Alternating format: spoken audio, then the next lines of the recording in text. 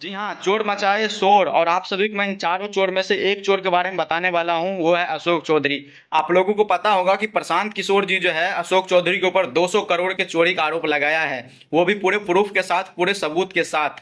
अगर किसी को ये लग रहा है कि प्रशांत किशोर जो है गलत आरोप लगाया है, अशोक चौधरी के ऊपर गलत इल्जाम लगाया है, तो मैं उन लोगों को बता देना चाहता हूँ कि भैया प्रशांत किशोर जी जो है इतने पढ़े लिखे व्यक्ति हैं, इतने समझदार व्यक्ति हैं कि उनको पता है कि एक नेता के ऊपर आरोप अगर हम लगा रहे हैं, अगर हमारा आरोप सही सिद्ध नहीं होता है तो हमारे ऊपर कार्रवाई हो सकती है और हमें जेल भी जाना पड़ सकता है।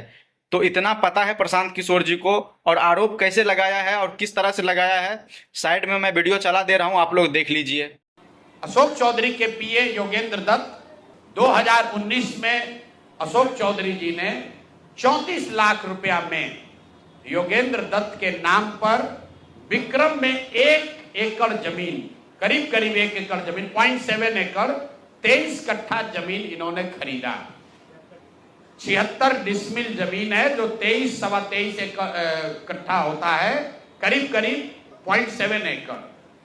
विक्रम में 34 लाख में जमीन खरीदा गया योगेंद्र दत्त के नाम पर, जो उस समय अशोक चौधरी के पीए थे। 2 बरस के बाद दत्त साहब ने वो जमीन ट्रांसफर रजिस्ट्री कर दिया अशोक चौधरी के बेटी और अभी के सांसद शांभवी चौधरी के नाम पर 34 लाख रुपया में।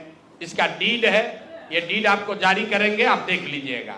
34 लाख रुपया में जो दत्त साहब ने जमीन खरीदी थी, और यहां रजिस्ट्रार ऑफिस में लिखा गया 34 लाख रुपए में दत्त बेच रहे हैं जमीन शांभवी चौधरी को।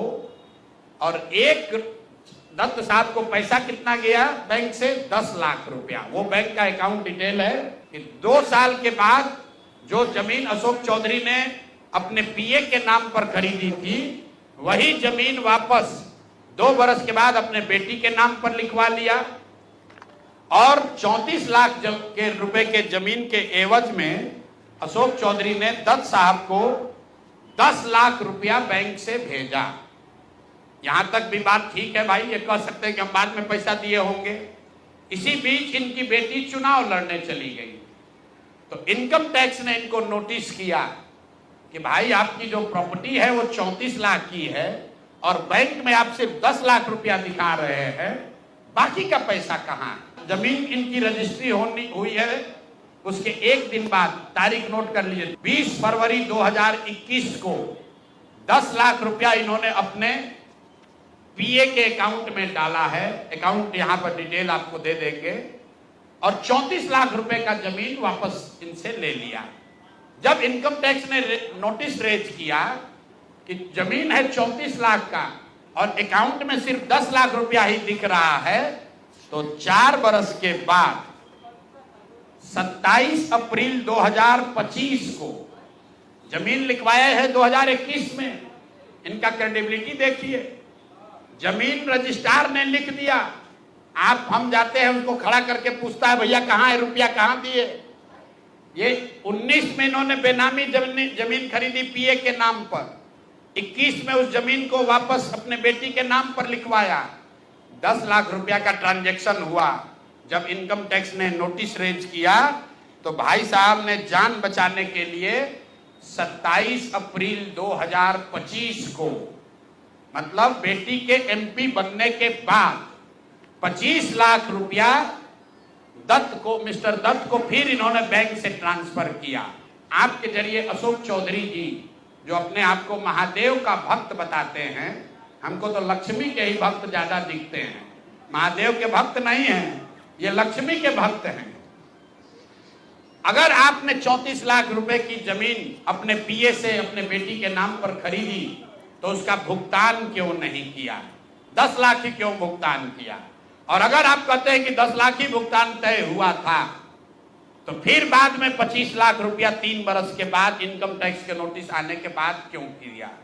अब आपको हम एक छोटा सा केस बता रहे हैं, इसका वैल्यू 34 लाख है, लेकिन आपको ये इसलिए बता रहे हैं कि इनका मोडस ऑपरेंडी क्या है, क्योंकि उसके बाद अब जो आपको बताएंगे, ये भाई साहब पिछले 2 बरस में 200 करोड़ रुपया से ज्यादा का संपत्ति, 200 करोड़ रुपए से ज्यादा का संपत्ति अपने पत्नी, अपने बेटी, अपने समधन, उनसे जुड़ा हुआ एक ट्रस्ट, मानव वैभव विकास ट्रस्ट, इसके माध्यम से इन्होंने जमीन खरीदी है करीब 200 करोड़ रुपए का।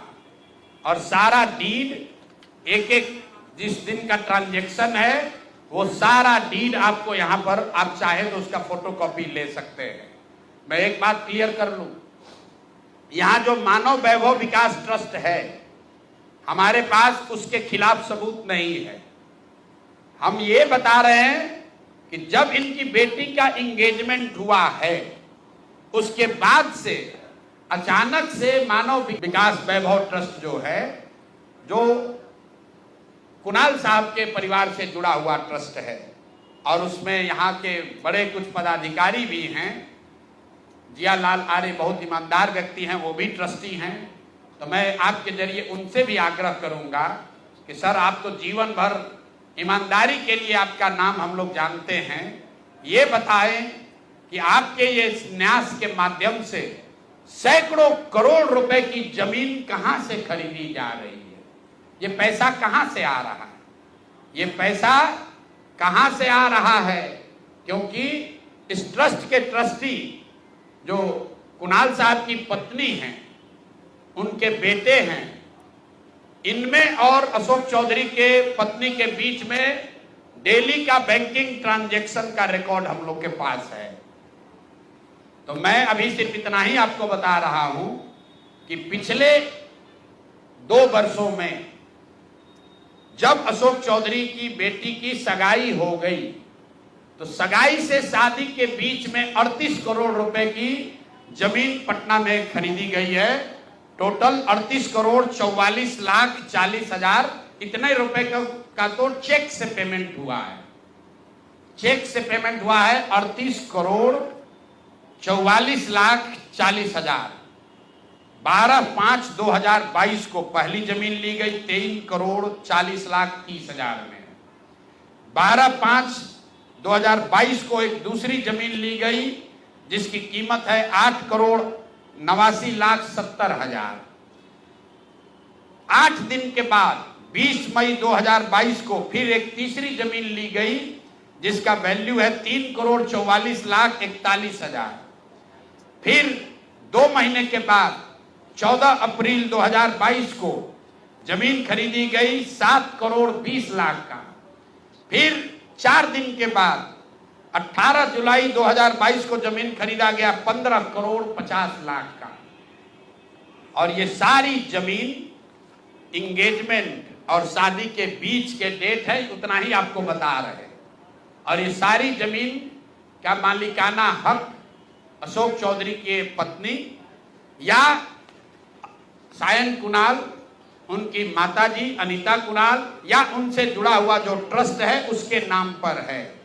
तो भाई, जिस ट्रस्ट में 1 करोड़ की जमीन भी नहीं खरीदी जा रही थी, जैसे ही इनका बेटी से एंगेजमेंट हुआ, उस ट्रस्ट से सैकड़ों करोड़ रुपए की जमीन खरीदी जा रही है। तो ये पब्लिक इंटरेस्ट में है कि ट्रस्ट से जुड़े हुए लोग ये आपको बताएं कि आखिर इतना पैसा उस ट्रस्ट में न्यास में आ कहां से रहा है। और अशोक चौधरी जी या उनकी पत्नी जो उस न्यास में मेंबर नहीं हैं, उनसे इनका सीधा क्या संबंध है। हम लोग के पास जो पेपर है उसके मुताबिक करीब करीब 200 करोड़ रुपए की जमीन खरीदी गई है इनके द्वारा, अशोक चौधरी और इनके परिवार के द्वारा। और ट्रस्ट में जियालाल आर्या के साथ साथ एक महिला भी हैं जिसको लोग बता रहे हैं कि अभी के मुख्य सचिव प्रत्यय अमृत की माता जी हैं। तो अभी के मुख्य सचिव की माता जी शायद उस ट्रस्ट में है, मैं उसको कंफर्म नहीं कर रहा हूं, लेकिन मुझे ये जानकारी अभी आते आते किसी ने दिया है। तो इस ट्रस्ट के बारे में पता कर लीजिए। अशोक चौधरी को ये बताना चाहिए कि इस ट्रस्ट से उनका क्या लेना देना है, और अगर कुछ लेना देना नहीं है तो इस ट्रस्ट की ट्रेजरर जो अनीता जी हैं, कुणाल साहब की पत्नी, उनके अकाउंट से इनके पत्नी के अकाउंट में इतना पैसा कैसे आ रहा है। ये बात अशोक चौधरी जी को बताना चाहिए। देख लिया आप सभी लोगों ने वीडियो, और मैं अशोक चौधरी से भी कहना चाहता हूं कि अगर आपको लग रहा है कि प्रशांत किशोर जो है आपके ऊपर गलत इल्जाम लगाया है, गलत आरोप लगाया है, तो आप जो है अपने बेगुनाही के सबूत पेश कीजिए और प्रशांत किशोर जी के ऊपर जो है कार्रवाई कीजिए। उसमें हम आपके साथ हैं, क्योंकि एक नेता के ऊपर, एक मंत्री के ऊपर गलत इल्जाम लगाना गुनाह है। क्योंकि अगर आपके पास सबूत नहीं है तो एक नेता के ऊपर, एक मंत्री के ऊपर गलत इल्जाम नहीं लगा सकते हैं। और आप लोग क्या कहना चाहेंगे कमेंट में जरूर बताइए। जय बिहार।